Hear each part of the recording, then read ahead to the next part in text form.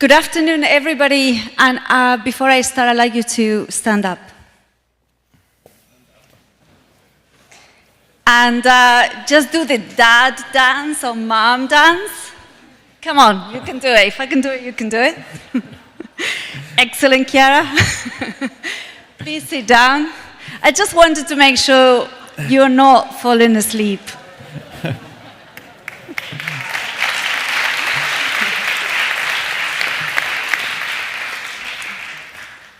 I have been asked with a hard task, which is conclude an incredible, enlightening, and rewarding 2 days.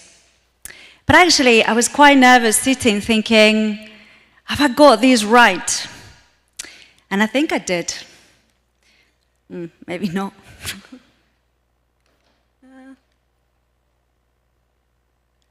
Oh, here's my clicker. I didn't get this right. So, sustainable fashion does not exist. Sustainability does not exist. It's about sustaining the status quo, and the status quo cannot be sustained.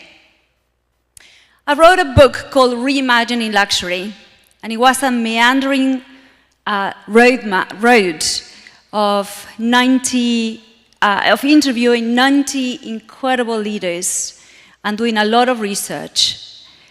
And we heard a lot the word innovation. And this is absolutely key. You know, the fashion industry is in a transition of optimizing for sustainability. And I would say as well, optimizing for sustainability and regeneration. What does this mean? Means that there is a lot of things going your way. And, you know, I wrote this presentation 2 weeks ago without listening to any of you. Am I a genius? Do I have a crystal ball? No, you are predictable. So what I have is a bird's-eye view across many industries. And what is obvious and evident is that everybody is suffering for the exact same thing. The fashion industry is not unique to this pain. Consumers' mindsets are changing. They want different things. They don't believe brands. They lost trust. We move from influencers, and I love your insider joke, to content creators. And this is changing yet once more. Economic headwinds and volatility in every possible way is only getting more and more pronounced and perhaps louder. Let's hope that in 2 weeks the United States choose the right thing. And I will actually add that with economic headwinds also comes environmental headwinds. As you all know, whether you believe in climate change or not, the reality is that it's happening. Walk out. We couldn't get the boat because the water was too high. Raw material prices are going higher and higher. We suffer a shortage of vanilla, and therefore the prices of ice cream, something I do care about a lot, is actually higher. And the regulations or the regulators have been asleep for the last 25 years, which is as long as I have been working in the sustainability field. And perhaps in the last 2 has waken up with an unbelievable amount of legislation coming our way. But who led the way of legislation? It's the finance industry. So this story began in COP26 in Scotland when Mark Carney, the former Chancellor of the Bank of England, presented to the world TCFD. And what this is with CSRD is a comparable set of data in which by 2030 all companies will be able to be measured in the exact same way. Is this good news? In some ways it is. In some other ways, the only people getting rich are the regulators and the consultants, because every line of insurance costs between 20 to 45,000 euros, which a company with high turnovers of billions will pay across 3 to 5 million pounds or euros to assure their reports. Crazy, right? So companies understand the reasons to invest in sustainability, and of course, consumer perception, brand reputation, marketing strategies, employee satisfaction, and all of this is incredibly important, but really all news. And I want to go back before going forward, which is, you know, after COVID, fashion brands across all sectors have actually understood that they needed to change, so they moved from logos to a little bit more muted designs, logo-free, and perhaps emphasizing on the shape. Like, for example, I don't mean to compare you with a Coca-Cola bottle, but the brief of a Coca-Cola bottle was a design that you can feel in the dark and you know what it is. The same is happening with fashion. You can see the shape of a bag and you know which brand it is.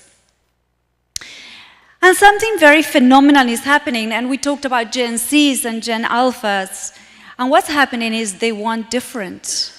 The resale pre-love market is close to 1 billion euros by 2026. And this is something that didn't exist a few years ago. And Bestiaire Collective, for example, have a market capitalization which is ginormous and grow incredibly for the last 10 years.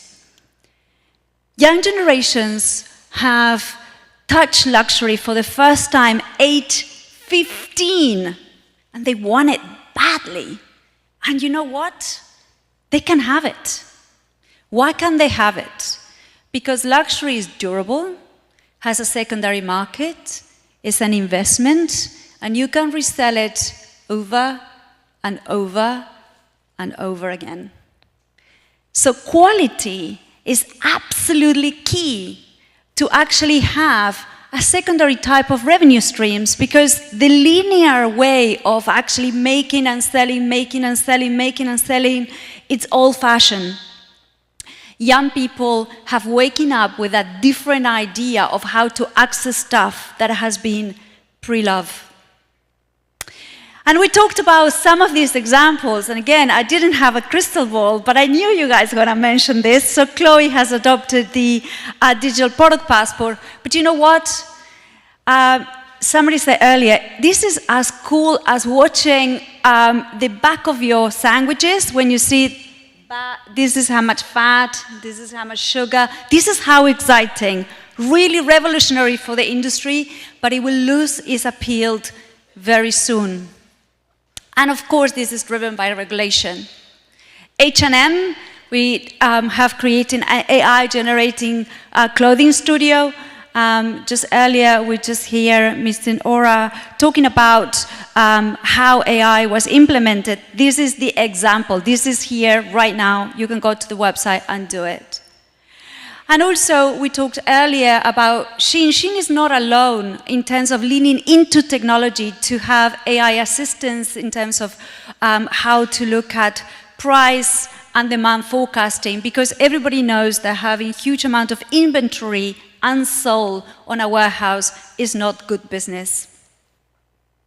And companies like MCM, which is a leather goods company, is leaning into really understanding CSRD and the legislation standards in order to move their business forward. And they are Korean, so they don't need to be doing this right now, yet they are leaning into it. They are ahead of what will happen. We also talked about materials and production techniques. And this, the emerging trends on this is also leaning into different types of materials, biodegradable materials, blockchain-based supply chain trackings, looking also at fabrics that change with light and with sweat, and so on.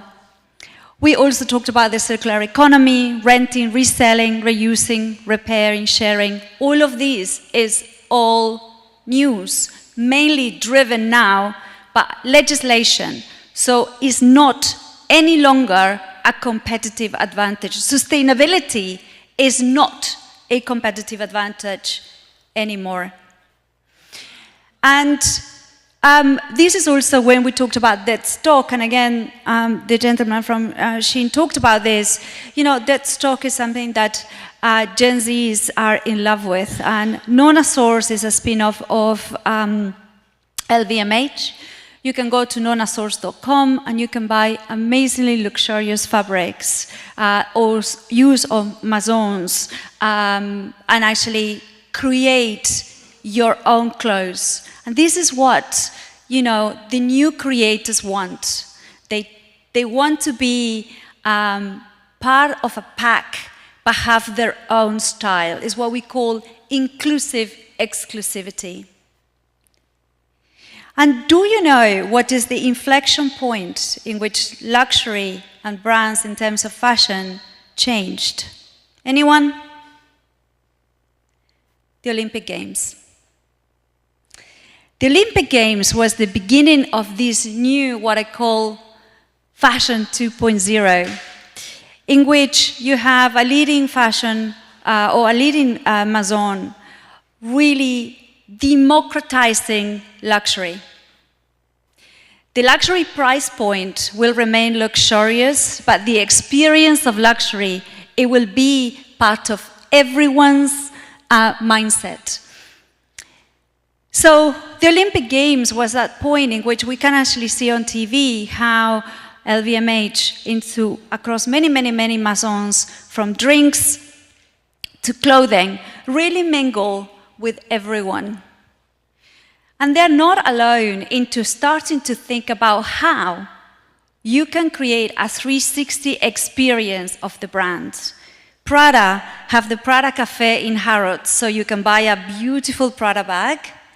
You can buy any clothing that you want, or you can go to the Prada Cafe and you can have an amazing, cool cup of coffee with branded cakes. Take an Instagram photo that will cost you nothing and take the napkin just for fun. Maybe some people do that.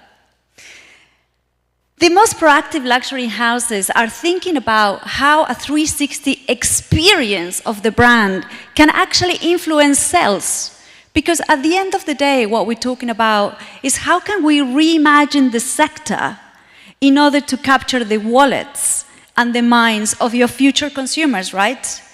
Legislation is not going to do that. AI-type supply chains is not going to do that. Compliance is not going to do that. So how do you actually help the consumer or keep relevant in the mind of the consumer?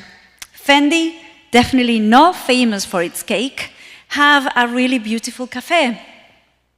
Dior is in the coolest spaces of Saint-Tropez or Ibiza, where these really cool, kind of summer lounges and so on, like beach clubs. And if you think that this is exclusive, so some brands, Hermes, which actually and arguably have been at the top of the food chain by actually producing the only positive results in the fashion industry, is also leaning into it, showing how homeware is actually much more relevant because people with ultra wealth stay at home in closed doors, entertaining at home, because showing wealth is not cool anymore. Also, you go to the Hermes Cafe in France, where you can have really great cakes. Yeah, I'm sorry, I am obsessed with food. And also experience the finest sides of what makes Hermes, Hermes.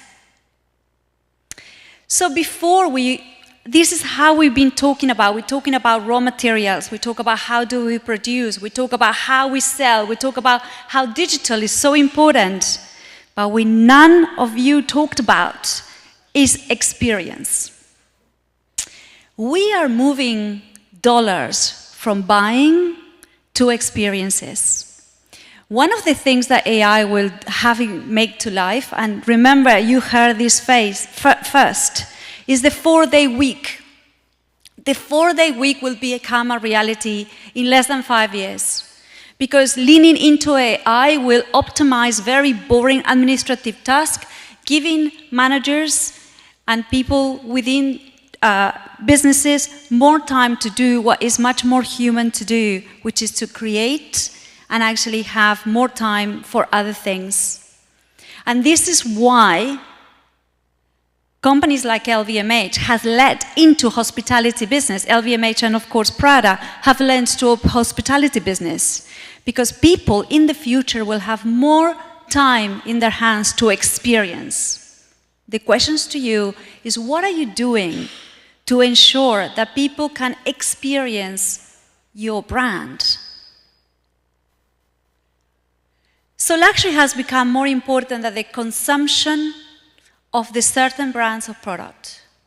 Luxury is a mindset. It's not about how much money you have, but what do you do with your time. And sustainability, like we talked about it, it's something that we, sustainability practitioners, made an incredible disservice. Well, I have been working on it for 28 years.